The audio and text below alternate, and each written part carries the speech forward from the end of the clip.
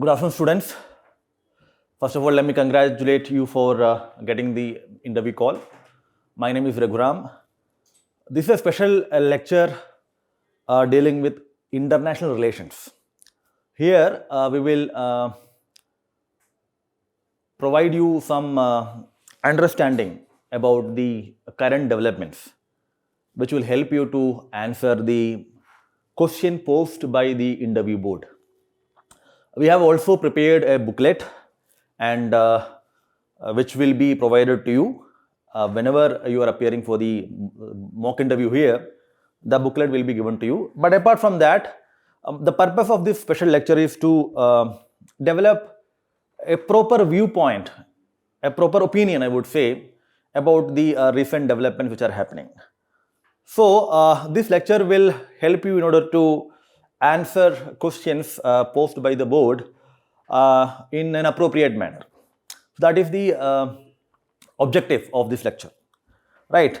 Here we will deal with some important current developments which have both not only domestic implications but also have huge significance for India's foreign policy and diplomatic relations. So first thing that we will discuss here is the obvious issue that has been going on, the Hamas and Israel war. The first one is this.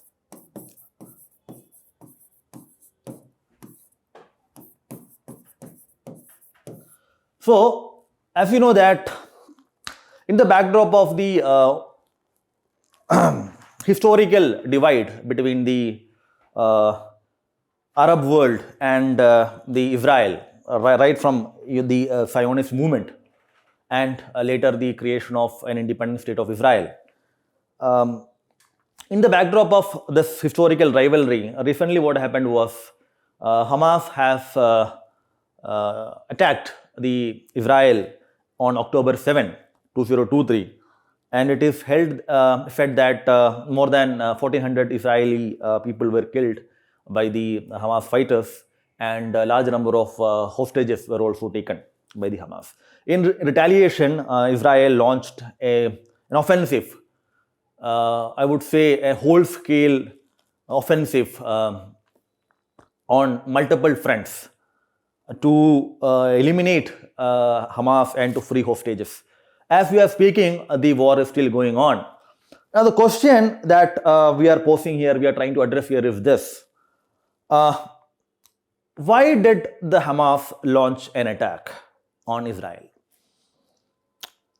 The most important reason that has come across is the Hamas has felt that it's been isolated from the Arab world in the context of something called the normalization process. You must have heard about this word, normalization. This normalization process in the Middle East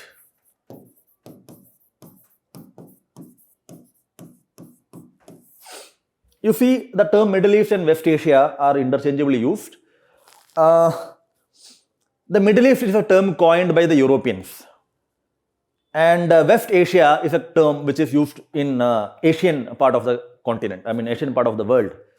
So West, the Asia which is which is in the west of Asia is West Asia, right? But the European colonists and the conquerors and the European scholars, they use this term Middle East. But in general, we can use them interchangeably, Middle East and West Asia. Now, this normalization process, which has started with the Abraham Accord. I'm not going into the details of this because you have cleared mains and you already know all these things. But my purpose is to provide you an analysis, right? An analysis, an appropriate view on this particular issue. The Abraham Accord started or signed between Israel and various other Arab countries, including UAE, Bahrain, and later the Northern African nations like Sudan, Morocco, etc., have with Israel have resulted into improving ties between Israel and the larger Arab world. And Apart from this, recently another movement was taken towards further normalization, that was between Israel and Saudi Arabia, brokered by UPSC. And if you see the statements given by the Israel Prime Minister and the Mohammed bin Salman, the Crown Prince of the Saudi Arabia, they are trying to bring a diplomatic relation and develop better relations. You must remember that Saudi Arabia does not have a diplomatic relation with Israel.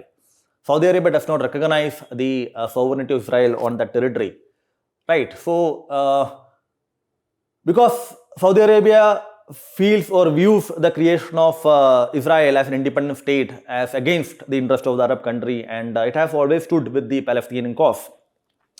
So this is the background in which this normalization talks between the Saudi Arabia, which is one of the key player in the West Asia. Remember, there are the three major regional powers in West Asia. One is Iran, another one is Israel, and third one is Saudi Arabia. So Saudi Arabia is the leader of the Arab world there. Although there is a divide between the Shia-led Iran and the Sunni-led Saudi Arabia.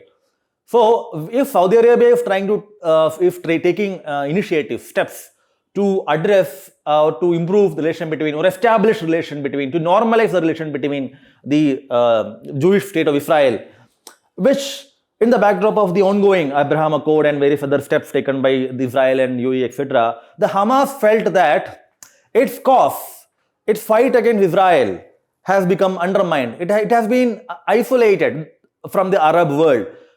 Because the Arab world generally, stood with the Palestinian people, Palestinian cause, and it has been vocal support for that, and also in various other regional organizations, etc. But when there is increasing normalization between the Arab world, especially Saudi Arabia, which is the leader of that Arab world, with Israel, it shows that the concern, considerations, problems of the Palestinian people are undermined or excluded. So the attack of the Hamas on the Israel people and on Israel is viewed as an attempt to stop, prevent, or slow down the further normalization between the Israel and the Arab world. And as we are speaking, it seems that the Hamas has, somewhat succeeded in that, because hardly anything moved in the normalization process after the invasion of, after this attack or war started between Hamas and Israel. Although it is true that the Arab world, the Gulf countries, etc., have not taken, except Iran and the Yemen, the Houthi rebels, have not taken any direct action to stop the so-called genocide, right, which is being called because the disproportionate use of force that the Israel is using in Gaza. And as we are speaking, more than 20,000 people have been killed in Gaza. So it seems that as of now, Hamas has succeeded in further normalization, and it has brought the Palestinian cause into the diplomatic agenda or into the diplomatic discourse, not only at the regional level but also at the global level. But however, the question is the price that the people of Gaza is paying for it. But anyway, now another point to discuss here is this. What has been the approach of the international community with respect to the war between Hamas and Israel? When I am using the word international community, I am specifically referring to the United Nations. The United Nations, have it been able to prevent this onslaught which is going on in Gaza, disproportionate targeting of refugee camps and civilians, and the lack of food, water, and various other necessities which have to be provided to the people? Have the UN and the UNSC, for that matter, acted appropriately to deal with the situation? The answer to this question is, you see, a firm no. But again, when you are answering such question in the interview, it's better not to use that yes or no kind of black and white answer. But I'll tell you how to answer it.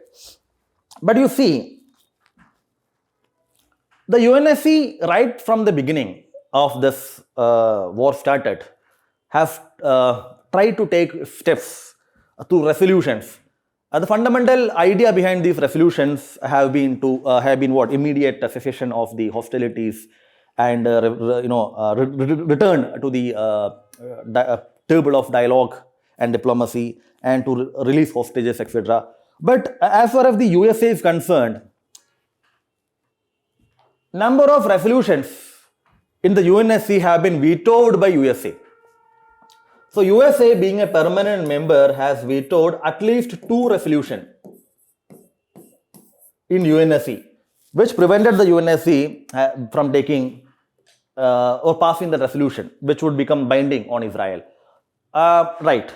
So, but however, a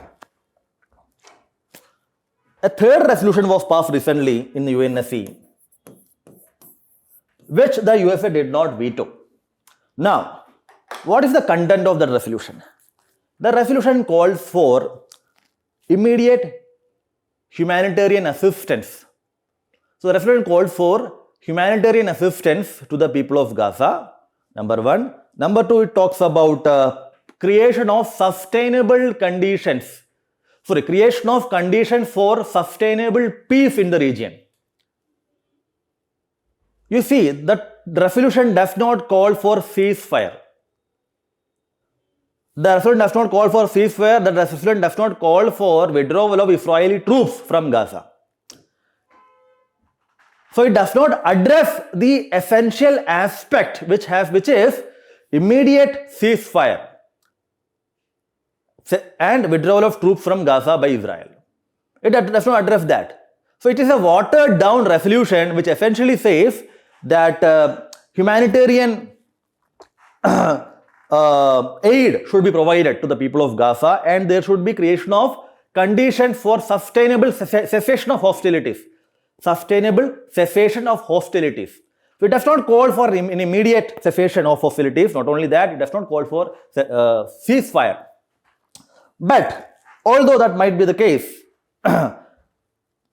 but yes, this resolution, in a way, although late, provides some kind of obligations, responsibilities on the UN system to address the problems faced by the people of Gaza, although it does not address the core issue.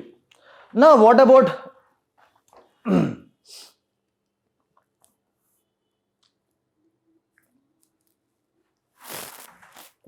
the position of India? How India has addressed it?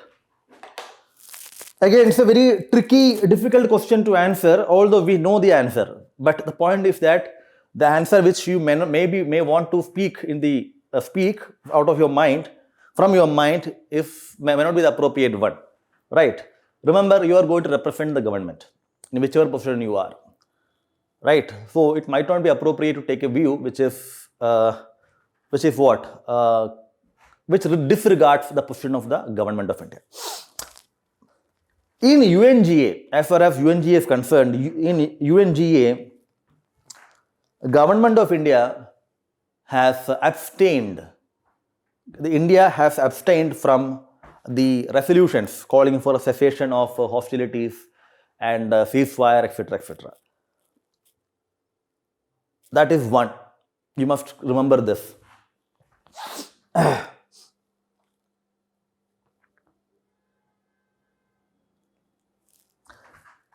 When the war started, when Hamas attacked Israel, the Prime Minister of India put out a tweet. The essence of the tweet was, "We are with Israel." But you see, India's response to Israel-Palestine question should be seen in the historical approach of India towards this question of Israel and Palestine, two-state solution. India has consistently taken a balanced, nuanced position, right? Especially from 1990s, where India has started diplomatic relations, full-scale diplomatic relations with Israel. And as you know, recently India's relationship with Israel is going by leaps and bounds. It has been expanding to multiple areas. But however, our position has been balanced. But when this attack happened, the tweet by the Prime Minister of India sent out a signal or a message that India is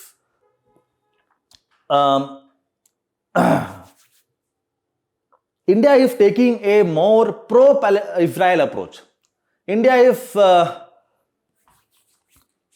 shedding its traditional, nuanced, balanced approach towards the question, the Middle East peace process, the Middle East question. It might be true that the tweet might have created a situation or created a perception that we as a country, the government of India's position is being traditional position is being disbanded, and the government is taking a more pro-Israel approach, which you may also think that has a domestic implication, which you already know, but you don't have to speak about this in the interview. But the point is that that tweet and subsequent actions by the government of India, especially in the context of UNGA, where it abstained from resolutions calling for humanitarian aid, cessation of hostilities, ceasefire, etc., etc.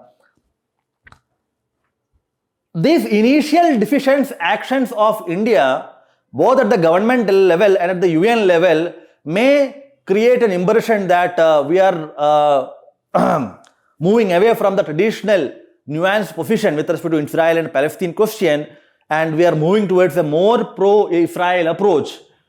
However, this position, India's position has come back to this its original normal stand, because the latest UNGA resolution, which called for ceasefire, cessation of hostilities, humanitarian aid, etc., etc., have been approved. In fact, India participated in that voting. So initially there might be perception of a pro-Israeli stance, but however, as of today we can say that, or we can see that India has taken at the international level that we have taken a position that force is not the way. There should be an immediate cessation of hostilities. There should be humanitarian support and aid. There should be ceasefire, and also there should be release of hostages. You see, this is at the international level, and at the domestic level, Prime Minister of India has been speaking through telephones, etc., to multiple Arab leaders in the, let's say, the leader of UAE, Saudi Arabia, and also speaking to the Prime Minister of Israel, etc. So India is trying to keep up, continue with the traditional foreign policy approach with respect to Israel and Palestine, although initially it might have created a perception of being more pro-Israel stand. But again, you see, that might not be appropriate, because as we see today that India has taken a position at the UNGA that there should be cessation of hostilities, right, and humanitarian aid should be provided. In fact, you see, India's position has been articulated by the External Affairs Minister in BRICS meeting, which I will discuss in the BRICS. Anyway, let me tell you it here only. You see, South Africa is the chair of BRICS, and South Africa has convened a virtual meeting in which the Prime Minister of India did not attend, but the Indian External Affairs Minister attended. So, here he made our position clear. It is true that, you see, the position is this. I will give some points to explain that he calls for de-escalation. De-escalation should be there.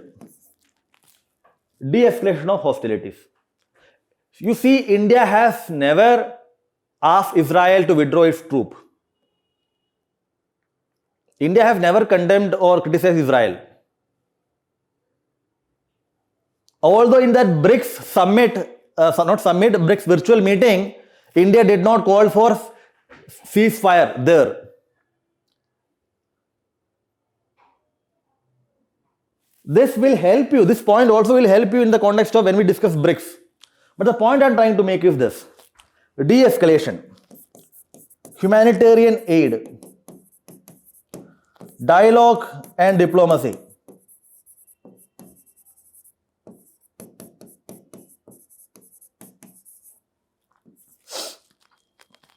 Free hostages,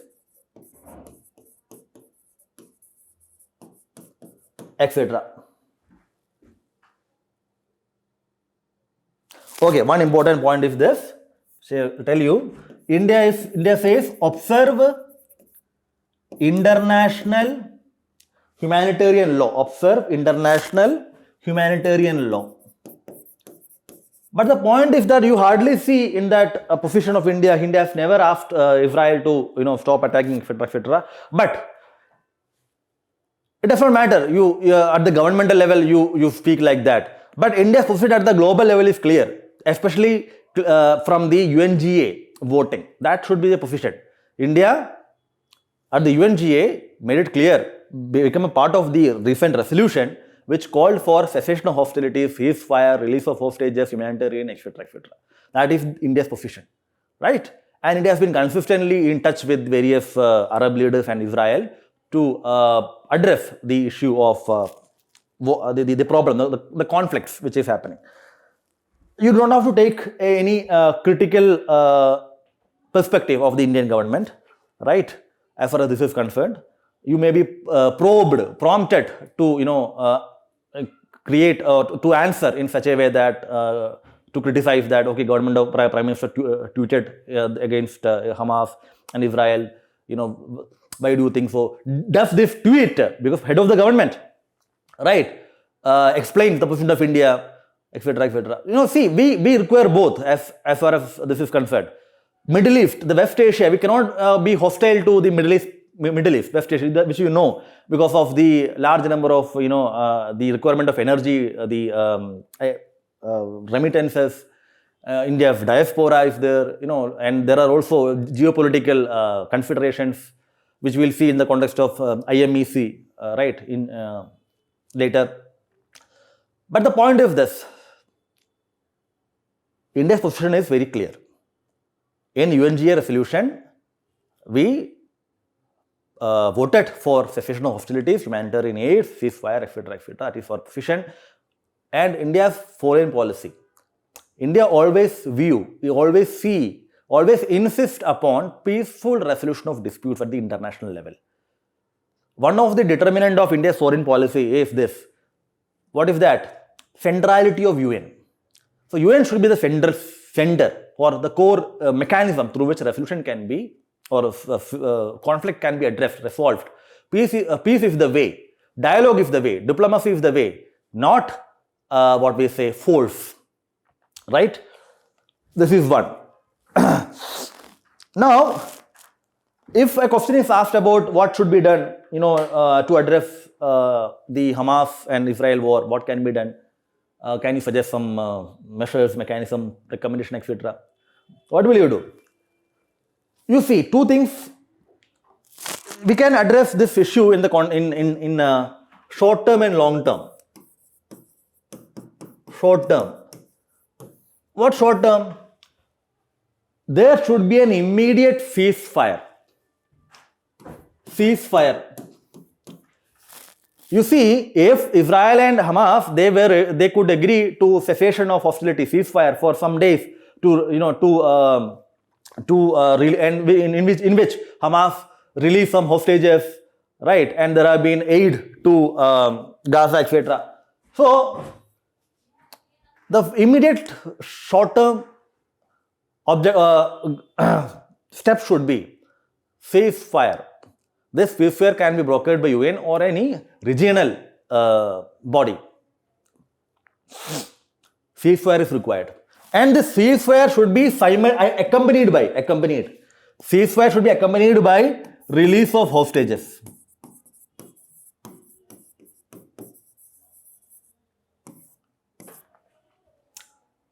Because Israel says, we are attacking, we are going there, one of the objectives is release of hostages. Still there are hostages within Hamas. You cannot keep hostages. That is unacceptable. We are not justifying what Hamas did. What Hamas did cannot be justified, but on the other hand, the way the revenge, the retaliation is taking place, that can also be not justified because highly disproportionate, and which is affecting those poor, hapless civilians, including children. Right? So this cannot, a modern society, a civilized society cannot accept such kind of atrocities which are taking place. So we are not supporting either Israel or Hamas. But the point is, the issue is that the lives of people should be protected, which requires immediate ceasefire and release of hostages. But the point, there is another point which I should mention here: the hypocrisy of the West.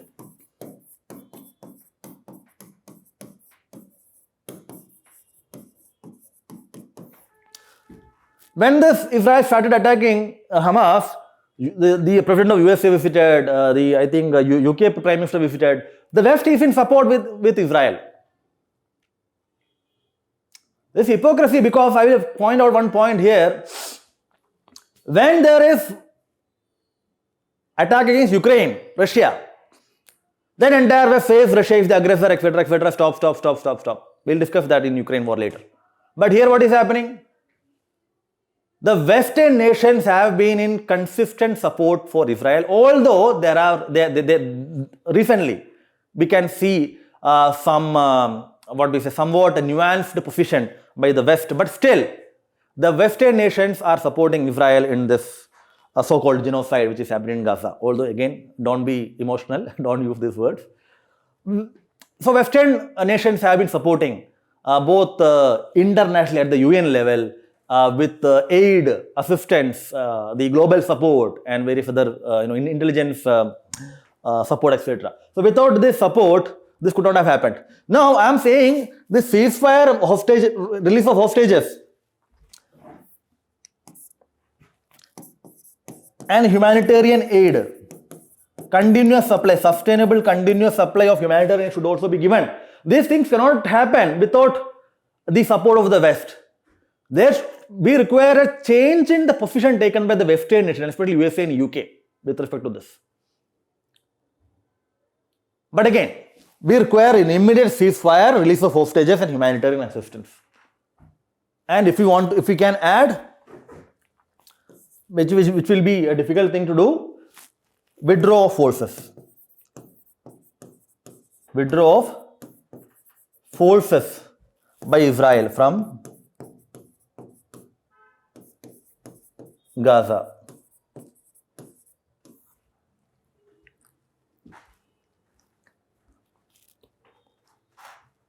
No, you see, Israel might not. Withdrawal of forces does not mean that they can remain, but there can be some boundary or whatever that might be. Don't worry about that. Israel will not agree with that. But anyway, what you do is, you can use these three: ceasefire, release of hostages, humanitarian aid should be the immediate priority of the world. This cannot wait.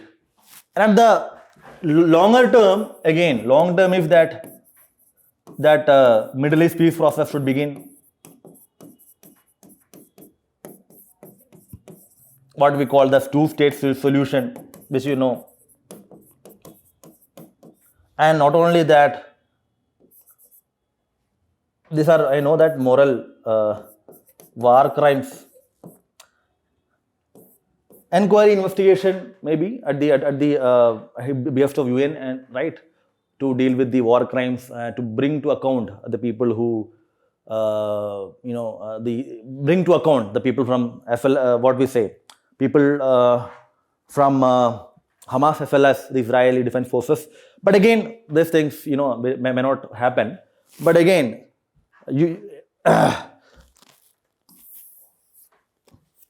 the long term is long, sustainable, long-lasting two-state solution, which you know, right?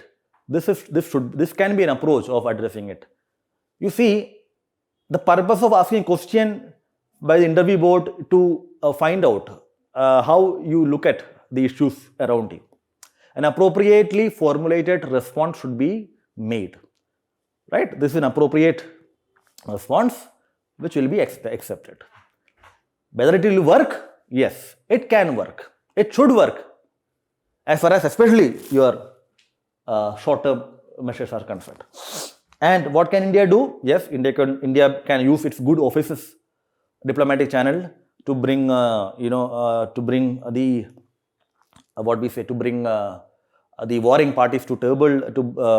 Although scope might be limited, but yes, there is a domestic compulsion on India, especially the government of India, which you must keep in mind. Don't have to explain this, right? You understand what I'm trying to say. Anyway, let us go back to the another topic. G20. Very important. We expect questions on this G20. The facts, G20 18th summit. G20 18th summit happened. G20 18th summit happened in India, New Delhi. Now the president of G20 is, the chair of G20 is Brazil. Now in G20, what can be the questions? Factual questions, I don't know. I don't think they'll be asking, but you can say this New Delhi Declaration. New Delhi Declaration, right? And this is the document that has been released from this meeting. But I'm going to I'm going to explain some analytical aspect of the summit. You see,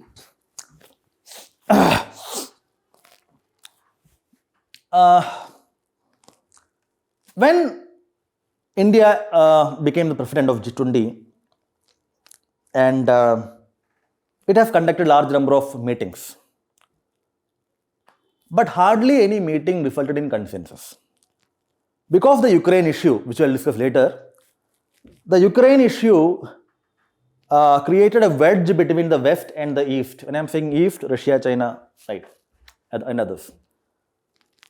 So, G20 ministerial meetings and various other meetings before the summit meeting generally was not able to produce any outcome document, whether it is foreign affairs or let's say the finance minister meeting, etc., etc.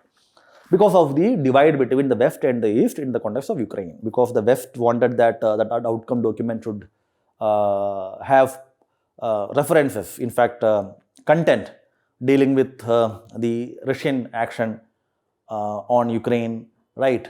And on the other hand, the Russia and China and others rejected this.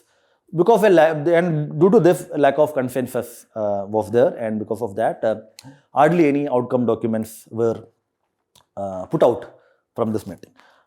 Hence, when the summit was happening, there was this apprehension that the G20 summit meeting will also end up as with the same fate of the other meetings. But however, at the last moment, India was able to bridge a consensus. This is an important thing we should know. The ability of India to act as a bridge between the West and the East was in full display at the summit meeting of G20. India was able to develop a consensus which was eluded earlier. And the consensus was reflected in the New Delhi Declaration, which shows the capacity, the goodwill, the diplomatic acumen or the diplomatic capital and the kind of relation which India enjoy between or among the nations, especially this bloc called East and West. So it's a significant achievement as far as India is concerned to act like a bridge. This is an important thing we should know. Second thing is that, so first is the bridge. Second thing I would say that India as voice of global South. Because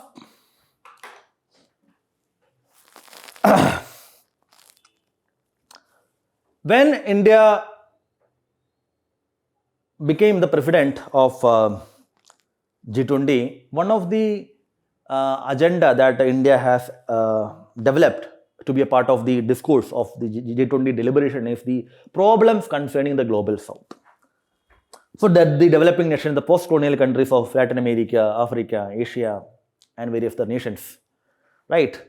So India has brought the issues, problem, concerns of the global south into the global decision-making tables. G20 essentially is a group of emerging economies. In this, not only emerging economies, developed economies as well as emerging economies. So most of the emerging economies are part of global south, and there are multiple other countries which are also not part of it. One of the criticism of G20 has been that it is an exclusive club of some select nations which decide for the entire world, but those countries who are poor, who are not part of G20, their voices are not heard, their problems are not discussed, but decisions are taken on behalf of them without giving a voice for them. So India has made a consistent, India has made it as a matter of principle that the problems and concerns of the global south should be a part of the G20 deliberations. For that, India organized something called a Voice of Global South Summit. Remember, a virtual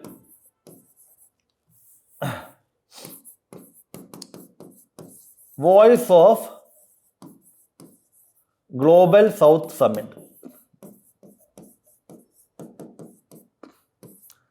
Recently, a virtual meeting was also held. Virtual summit was also held. So, at the beginning of the presidency of India, India organized this Voice of Global South Summit, where India as the chair deliberated, discussed with the global south, the representatives, and understood or tried to understand the problem as well, because they wanted to include those problems and concerns in the agenda of the negotiation of the G20. Not only that, India has, after the summit meeting ended, also organized a virtual summit, which not only discussed the outcome and various other initiatives taken by G20, but also in the context of the Gaza problem, the Israel and Hamas issue.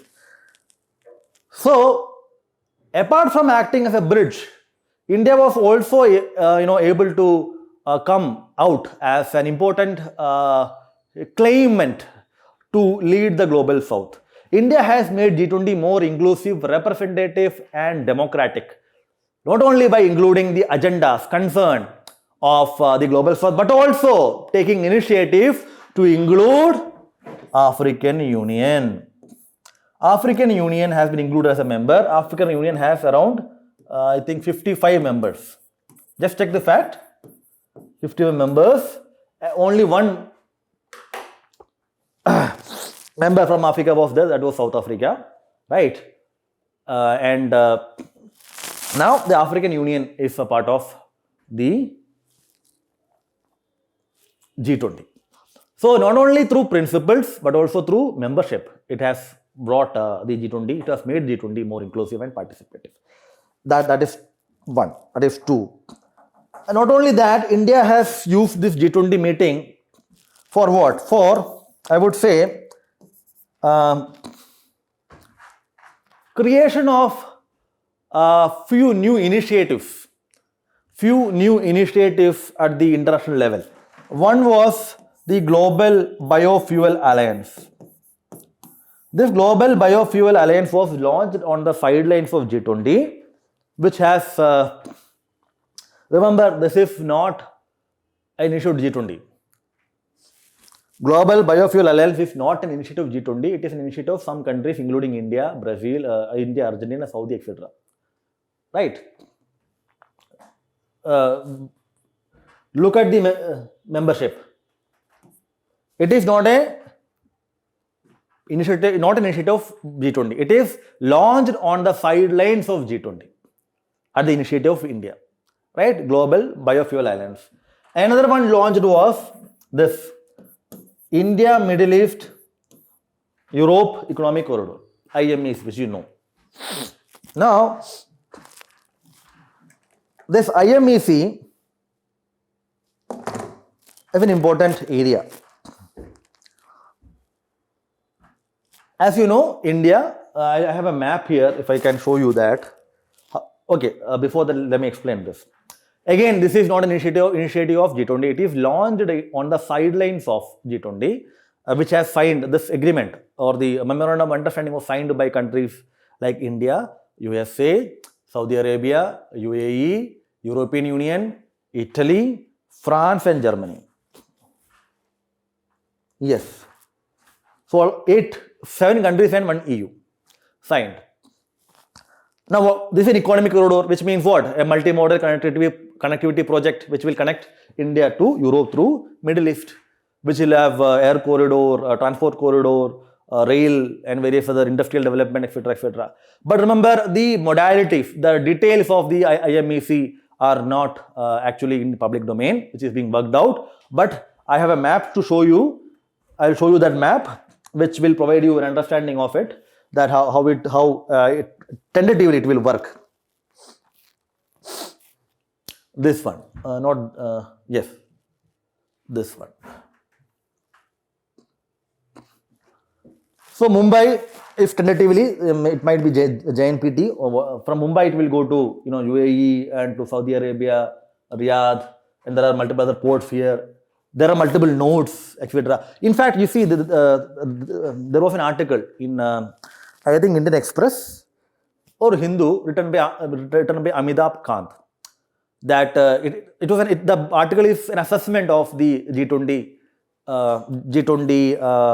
presidency of India and what others can learn from India. You should read that, because it will help you, to provide to have an understanding of some other points. So, which will help you to formulate an appropriate opinion, right? That's one. So, this IMEC, it will go through this. This is a tentative map. Remember, the government, neither the government of India or the IMEC group, they have not provided so far any map, etc., etc. But this is a tentative map, which this is how it goes. But the problem is this: apart from the economic developmental role which this has, this connectivity project has, it also has a geopolitical angle. That is, you must know about this, that there is something called OBOR, as you must be knowing, One Belt, One Road, or Belt and Road Initiative. So China has been accused of using this economic projects to reap geopolitical benefits, right?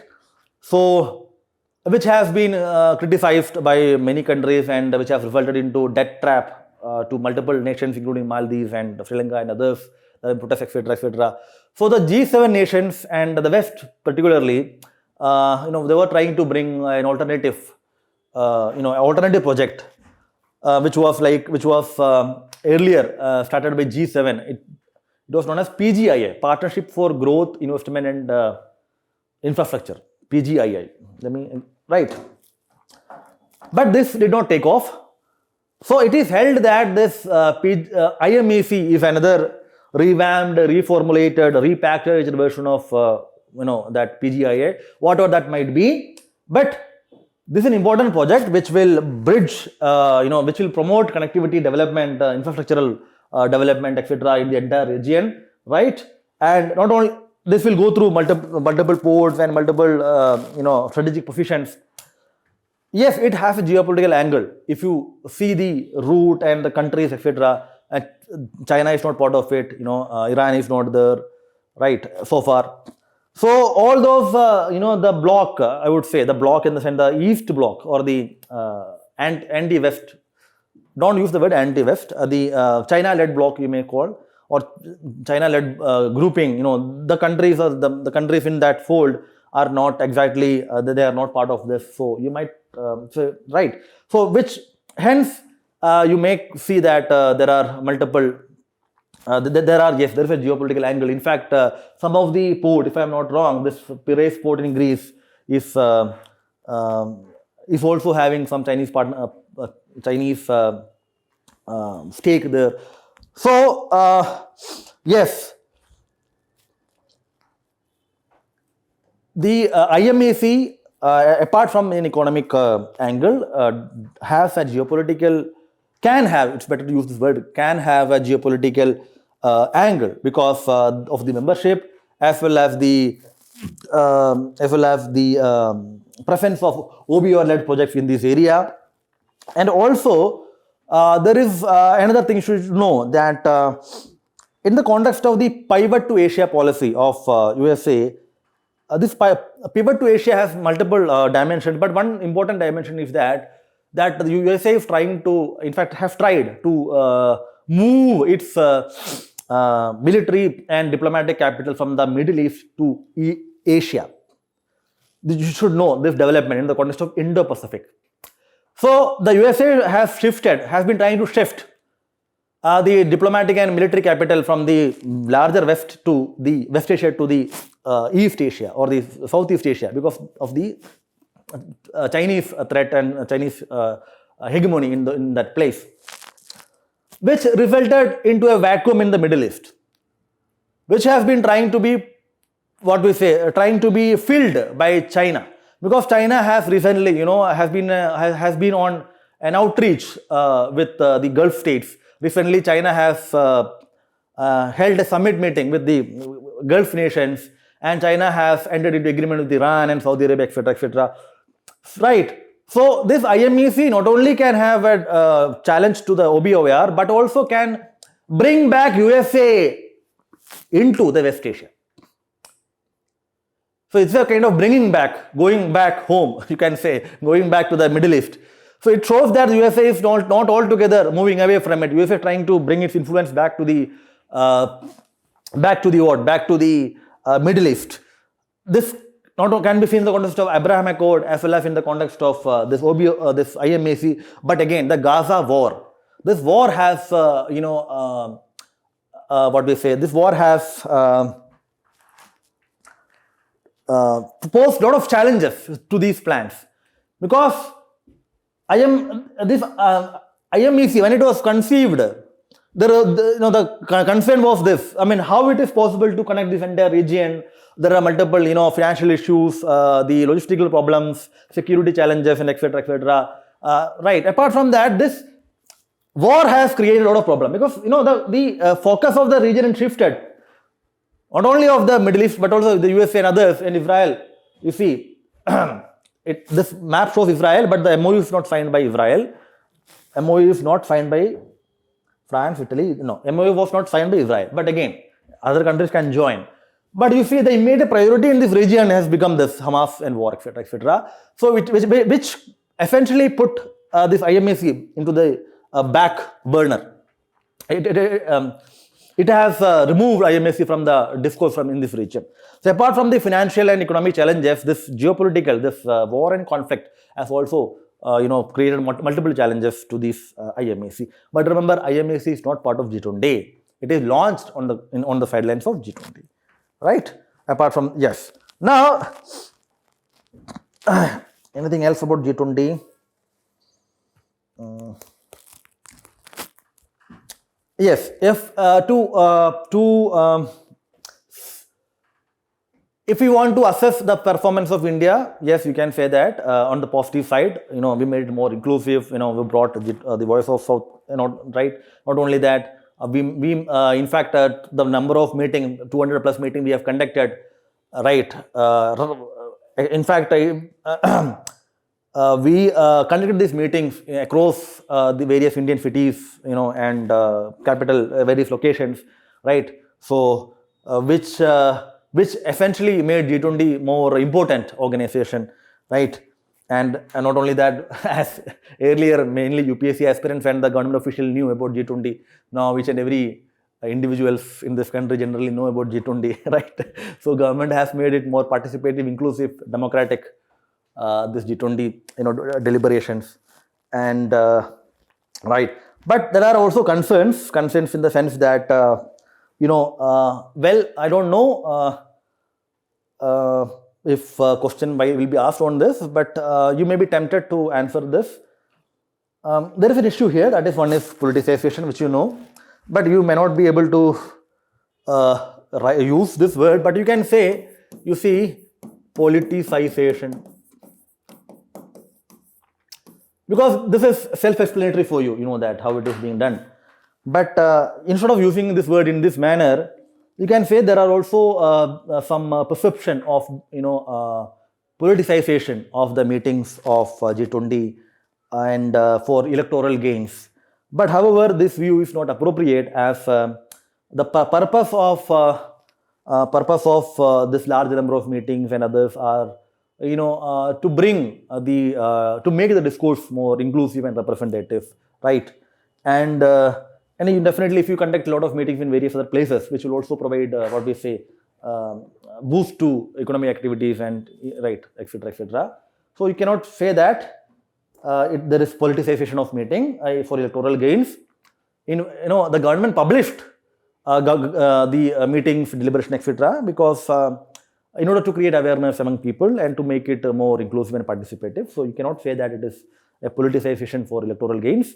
And there is also another issue is that again, you keep this in mind, but you may not get a question on this, but there are also, especially in Delhi, right, there are instances where slums have been demolished, people have been displaced, and curtains have been, used in order to prevent the guests, the delegates from looking at, seeing this so-called, dirt or the slums and in Delhi. But you see, what can is this appropriate? Well, you see, displacing people without resettlement is not appropriate for whatever reason that might be, right? So ideally, the government should have provide alternative accommodation or resettlement, mechanism, etc., etc. But you see, the number of people displaced are very, you can say, I think they have also been after the meeting, they have also been resettled, and you see, even it is difficult for me to justify this action because so you cannot do that. But you can use you see, the displacement of people may not be justified, but the usage of curtain and others, etc., may be justified, because even when guests come to our family, to our home, you see, we try to put up the best possible atmosphere, best possible thing, right? So so this is something which we do because we can use the term Aditi Devo Bhava. The guests are like gods. So that is the principle behind or the idea behind doing this.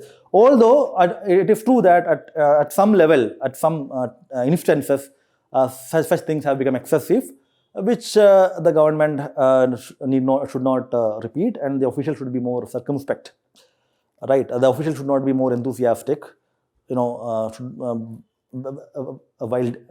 dealing with this. But at the same time, we need to find a sustainable solution to provide proper accommodation and various other facilities for these people, so that we don't have to do such steps again. Okay, fine. So this is it as far as G20 is concerned. And another issue that we will discuss is what we say BRICS Summit.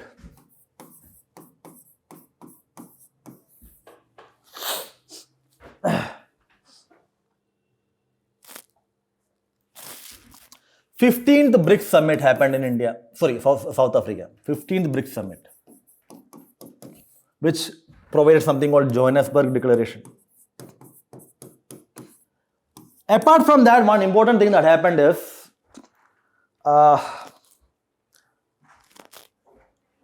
six new members have been given permission or to join BRICS. They will join in what? January 2024. Who are these members? 6 new members. Argentina, from where? Latin America. You can call it South America and Latin America. South America. Then you have Saudi Arabia. You have UAE. You have Iran. You have Egypt. Then you have Ethiopia.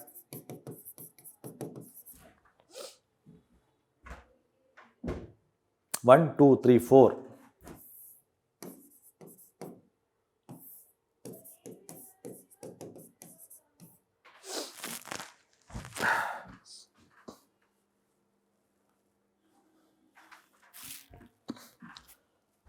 Six new members.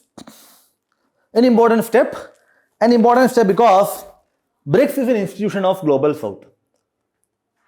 The underlying idea behind BRICS is to make the international system, the world system, the global governance system more inclusive, participative, democratic and representative.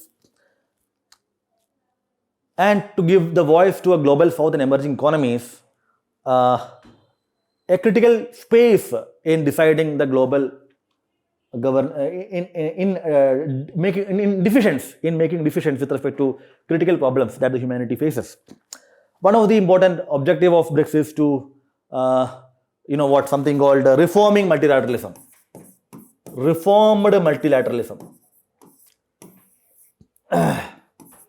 And make the institution more representative. So BRICS can talk about representativeness, democracy, inclusivity in global system, global governance arrangement. For that, it should be more inclusive, isn't it? If you are a closed club of 5 nations, how can you say that you represent the entire global south, the developing society? So, by expanding, by broad-basing the membership of BRICS, by including the countries, made the BRICS more inclusive and representative. Now the BRICS can say that, you see the membership, it has representativeness from multiple areas. We have Argentina from Latin, South America, Saudi, UAE, and Iran from East Asia, and Egypt and Ethiopia from the North Africa and East. So it has made the organization more inclusive and representative. But which has not only enhanced the economic financial might of BRICS, but also provided more voice to the BRICS in international level. That is an important development that happened. But apart from these benefits, are there any problems of this expansion? There are some issues which we should understand. That the more the members, the more the difficulties in arriving consensus. So when you have more members, then there is a problem of building consensus. Consensus building will be difficult.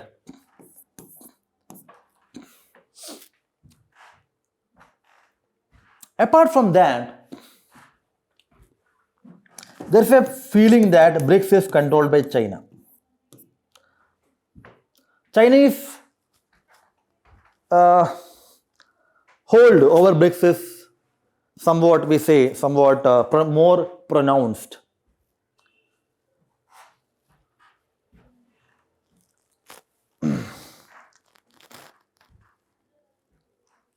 Will addition of more members into the BRICS grouping enhance the hold of China in BRICS?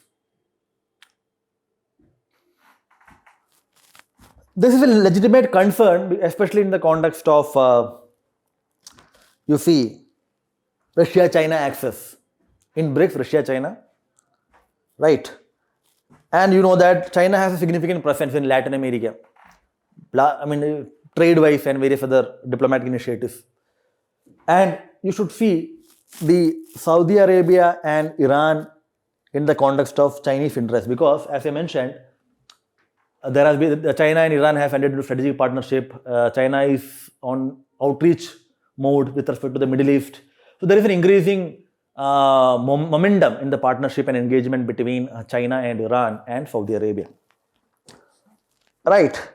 So, and in Africa also, yes, China has an important footstep. But again, having more members not only can undermine or dilute the scope for consensus building, but can also improve or let's say increase the hold of China in what? In BRICS. But apart from that, there is another issue here. You see the members who are being brought. How many of them are democracies? How many of them are actual democracies? One of the criticism of BRICS is this, that it talks about democracy outside, human rights, humanitarian consideration, etc. But if you see the membership of BRICS and the way these members conduct their domestic politics, domestic governance, you hardly find democracy and human rights being promoted and protected in these countries. For example, if you see Russia and China, I would say. In Brazil, in the context of Bolsonaro, you know that what happened there. In South Africa also there are multiple issues. But you may say that India is a country which has democratic credentials and which work as per the charter of BRICS. But adding these nations like Argentina had a tryst with military coups and etc. Recently, right-wing leader has been elected here, Argentina. Saudi Arabia, this one-party monarchical system, non-democratic system. You know what happens with Saudi Arabia, the MBS, Jamal Khashoggi episode, etc., etc. UAE also monarchical system. Iran, you know that what is happening. A country which whose human right record has been always questioned. Right, you know what is happening in Iran, the protest of women and others, executions, right? And again, you see Egypt, Mohammed al-Sisi, this fellow recently re-elected, the general turned president of Egypt through a military coup. And Ethiopia also, you see the kind of situation, civil war and others, etc. in Ethiopia. But the point is that, have we made BRICS a grouping of non-democratic nations? Nations, members which do not respect democracy and human rights. So if the membership is made of such constituents who do not respect democratic principles, human rights, humanitarian considerations, inclusivity, right, equality, etc., how can BRICS talk about representation, inclusivity, democratization, reform in multilateral institutions and global governance system? There is a contradiction here, a paradox here. This is a real paradox, contradiction. But again, how to address this? You see, yes, although yes, this problem is there, but this problem is not only limited to BRICS. If you see UN, 193, isn't it? 193 members of UN. These members are also there, na? Still UN is able to work properly. Not properly, I would say, but still, it is still functioning as an institution. We have taken multiple steps, initiatives, etc. So membership, although yes, the constituents, the membership, the nature of the country, the political system, the track record, etc. have significance, but it does not mean that countries cannot have a consensus on pressing global issues, right? Yes, definitely the country should take steps towards more democratization internally. But at the same time, this membership addition of the members have made BRICS more inclusive and representative, which will help BRICS to present a unified, consensus-based, forceful voice at the global level to make the international governing system more representative, inclusive, and democratic. But another issue I wanted to explain here in the context of BRICS is that, again, which I just mentioned in the context of the Gaza war, the BRICS virtual summit happened. Virtual summit while the Gaza, recently, where except India, all the other 4 members, Russia, China, South Africa and Brazil, especially South Africa, Russia and China, criticized the actions of Israel. South African President Cyril Ramaphosa called the actions of Israel as genocidal, and the president of China talked about collective punishment, which is not acceptable, etc., etc. But India did not. You see, in fact, Prime Minister of India did not attend, as I mentioned. The External Affairs Minister attended. The position taken by India was more mellowed, was less forceful. Like I mentioned, that India did not condemn Israel or let's say criticize the actions of Israel. So the position taken by India in BRICS meeting, virtual summit, was not as per the position taken by others. It is true that it is not necessary that India should take the position taken by other members, but this problem is this: it shows a division. This shows division within the group. It's a major pressing problem the world is facing, the Gaza. And Palestine is part of so-called Global South. BRICS is an issue of Global South. So BRICS should take steps to address the problems of Global South. But however, there is an inability. There is a division within this group. So it is also said that India has been isolated in the context of the virtual summit vis-a-vis its position of the BRICS with respect to Gaza. But I don't know, the board might ask, but again keep this in mind. You see, although there are, it is not necessary that every country should take the same position, right? But generally, the BRICS is very much BRICS as an institution support the two-state solution and ceasefire, de-escalation, etc., etc. It is not necessary that India should speak the language of other nations. The language might be different, but the essence and the spirit is the same. De-escalation, ceasefire, etc., etc. It is not necessary that we should use some strong forceful language in the open, right? But there are multiple other mechanisms of addressing the problems. That's one. But again, right? So this is one about BRICS.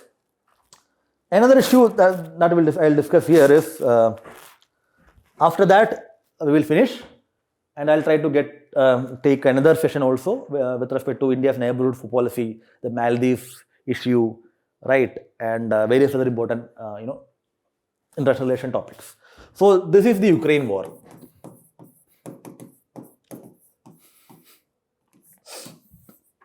Again, I want to tell you that I have taken a lecture as part of the adult discussion program not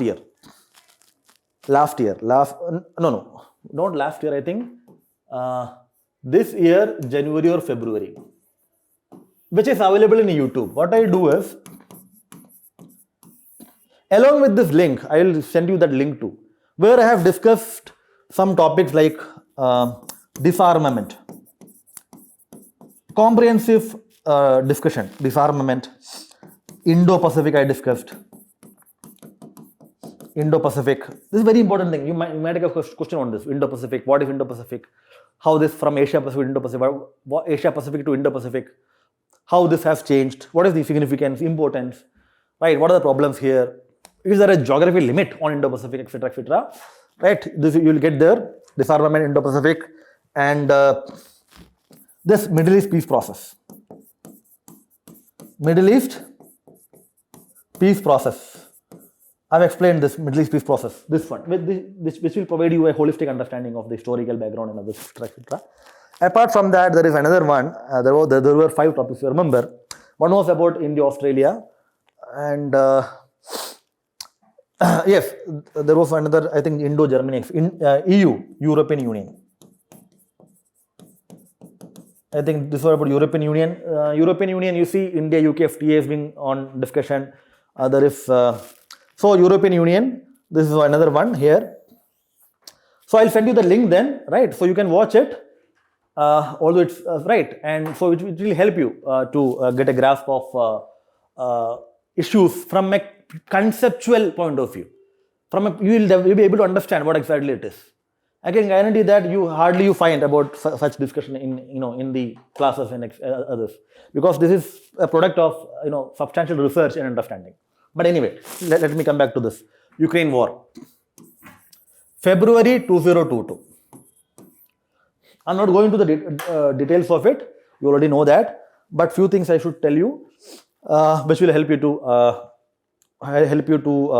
formulate a proper opinion, appropriate view. But as we are speaking, the world seems to have forgotten the Ukraine war because everybody is looking at Gaza. But anyway, February 2022, Russia invaded Ukraine. He calls it, Putin calls it special military operation. But the special military operation, we are in, almost, we are in December 2023. So almost 2 years, right? Still, the special military operation has not ended. You know the reasons why he called it. There are multiple reasons. One is he says that denazification, he calls it denazification. every dictator, every person who wants to remain in power will try to create external enemies. So, right. And this becomes more necessary when the domestic policies of the ruler or the government becomes questionable. And there are multiple challenges at the domestic front: unemployment, poverty, crime, etc., etc. So, in order to divert the attention from these problems, generally rulers, especially in the non-democratic nations, create external enemies, etc., etc., which has been a playbook if you see the history. But again, you don't have to say like this. But again, this invasion happened, and this is going on. Large number of people have been displaced, killed, etc., etc. There is no end to the Ukraine war. Now let us see what has in the context of Gaza, we saw how the world reacted and the UN reacted and India reacted. We'll see how the UN reacted and the world reacted. Sorry, not world, I would say India.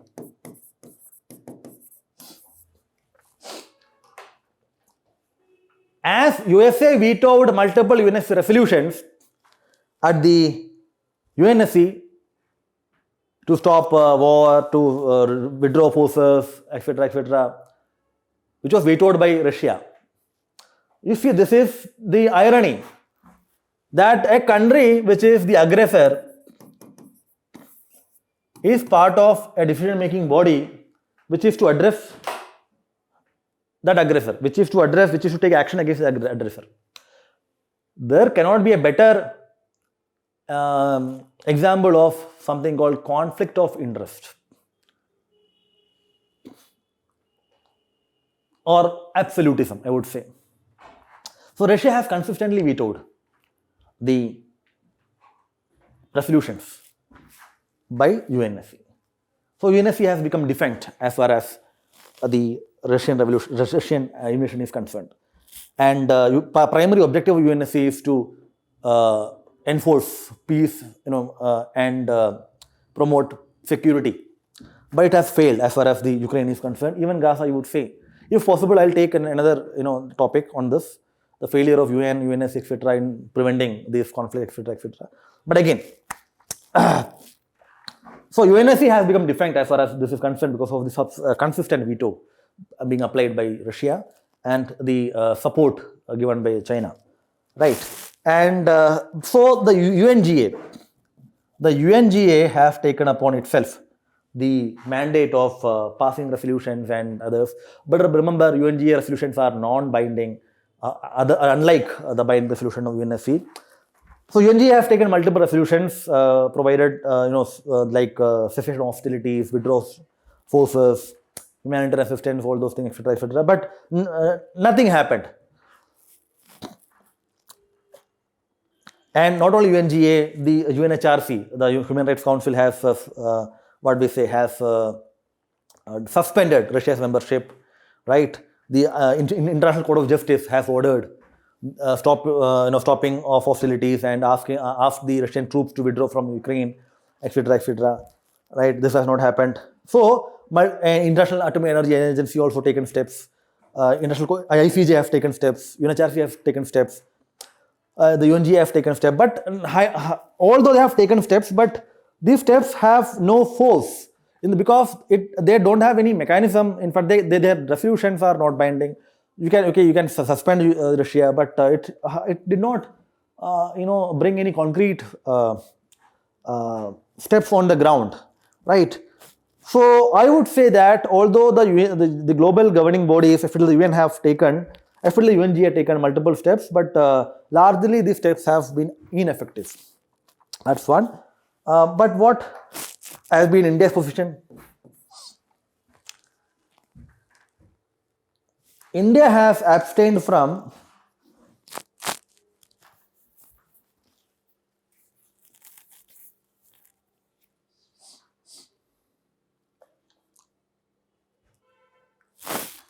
there have been multiple resolutions passed by UNGA. So India has consistently abstained from UNGA resolutions. Consistently abstained from UNGA resolution. I think it's eight or six. I'll tell you that tomorrow. When I take that, it is 6 or 8. All the times India abstained from the vote. That's true. The statement of Government of India, the External Affairs Ministry and others, they have never condemned Russia or criticized Russia, or never, even in the UNSC, when India was the non-permanent member in UNSC, India abstained from voting.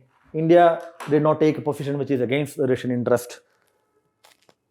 So, as far as India is concerned, prima facie, it may look like that by not choosing to speak against Russian invasion, which is essentially against some principles of India, as you know, territorial integrity and sovereignty. This is something India always want that other countries should uphold at the international level, and India always want the UN to be the central institution for addressing conflicts. And also India has a territorial issue with the China. So we would have expected that India would have taken much more concrete, stronger position with respect to the Russian action in Ukraine. But however, whether at the international level or at the domestic level, the approach or the actions or decision or statements of the Government of India have not been critical of Russia's action. Now the question is whether it is appropriate or not. How can we justify this? A country which is suffered in the hands of China, and in 1952 and even 2020, right? A country who speaks about voice of global South, a country who always upheld international law, who wants peace and security at the international level. How this can be justified? You see, there are two things you must know. One, again, I would use the sentence I used in the context of BRICS. It is not necessary that we should speak the language of other nations. It is not necessary that we should speak the language of other nations. Although we have not condemned criticized Russian action in Ukraine, at various other levels, the Government of India, including the Prime Minister of India, have taken very strong position as far as the invasion is concerned. If you remember that the Prime Minister told Putin, right, this is not the time of war. I think it's in Bali, the earlier G20 summit. This is not the time of war. So, not only that, through diplomatic channel, bilateral discussions and summit level meetings, telephonic conversation, etc., India has been consistently asking that war is not the solution, right? Countries should return to diplomatic table, right? And there should be humanitarian consideration, assistance, etc. So India wants dialogue and diplomacy. That as a solution for the Ukrainian issue. India does not want to be part of the Western-led sanctions, because India believes that sanction is not the appropriate mechanism to address the problem. Sanctions will make the problems complicated rather than resolving them. So India's position is that there should be immediate cessation of the violence and ceasefire and others, etc., right? And the country should return to negotiation, and there should be peace in the region. So in order to articulate this view, it is not necessary to criticize a particular country, right?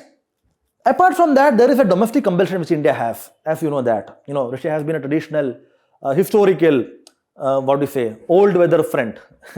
Not old weather, it is all weather friend, something like that, right? So whenever Russia has come to our help, whenever we need it, right? Especially in the context of 1965 war, sorry, 1971, right? Where the West was against India's interest. So we can count on a friend, which is Russia. Especially when India is having a lot of challenges in its western border and the border with China. We cannot antagonize a country which has always stood with India. Right, in the context of, let's say, arms supply, arms and ammunition and support for India in the UNSC, right? Russia is required for India as far as UNSC is concerned in the context of Kashmir and various other issues, right?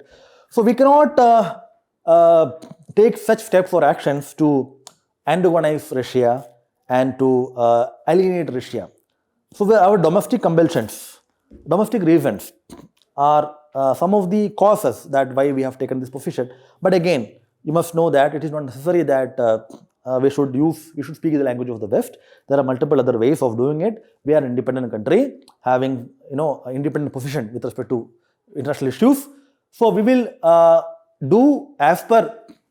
we will take position which is convenient, which is not convenient, I would say, which is consistent with our own stated international relations principles as well as the domestic requirements and our own unique challenges. So that is what India does, right? Again, there is one more issue about buying oil from the Russia. Is it right that because we are buying in Russia has emerged as the topmost supplier of oil to India, right? So is it correct, morally correct or not? You see, again, I would say that every country, a sovereign nation should have a freedom to decide its own foreign policy. Just because there is a war between conflict between two countries, does not mean that we should end all the relation between that country. We should take such steps and decisions, which is as per our national interest. But by dealing with nations dealing with nations on multiple levels and enhancing cooperation do not mean that we don't take steps to address the pressing problems. These are not mutually exclusive situations. Our buying oil from Russia does not mean that we are looking away from the problems which are there in Ukraine. We are also supplying Ukraine. We supplied medicines, we supplied various other humanitarian aids, rice, etc., etc. Right? We are doing that.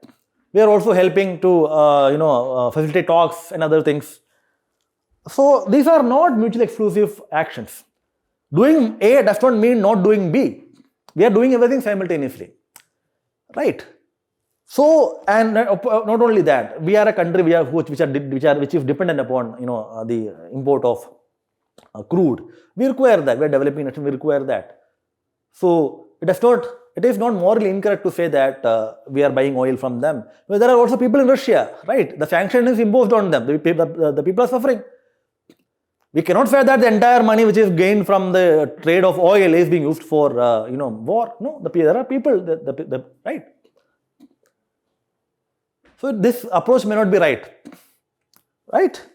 Because we don't, again, independent nation has an independent foreign policy. We cannot stop buying oil from Russia because the West says so.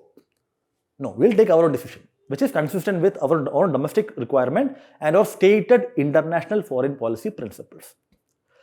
And we are taking multiple actions simultaneously, which means that we are taking a concrete, coherent approach, right? And that's it.